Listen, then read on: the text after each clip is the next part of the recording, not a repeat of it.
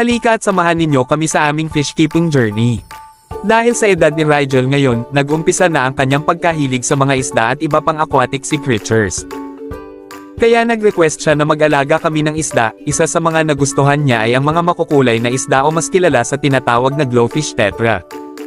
Kahit wala pa kaming aquarium ay napabili na kami agad ng isda. Sobrang excited talaga ni Rigel magkaroon ng alagang isda, 2 piraso lang pala muna ang binili namin, dahil kawawa naman kung marami agad tapos mamamatay din silang lahat. So ayun na nga, may napili na siyang kulay, isang berde at isang asul.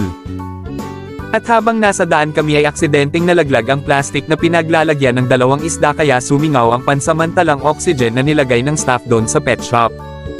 Sobrang naawa kami sa kalagayan ng isda kaya inilagay muna namin sa water bottle para may pansamantalang nilalanguyan muna ang mga isda.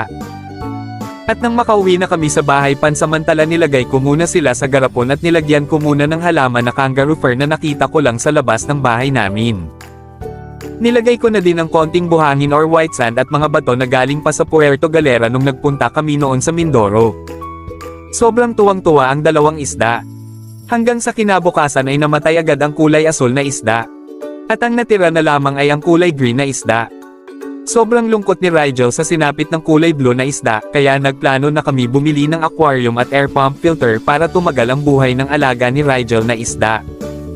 Sa mga susunod na video, samahan nyo kami sa pagbili ng aquarium at pagbili ng mga bagong isda para hindi na malungkot ang kulay green na glowfish tetra ni Rigel. Maraming salamat sa inyong panunood, hanggang sa muli. Maraming salamat mga kapalikpik.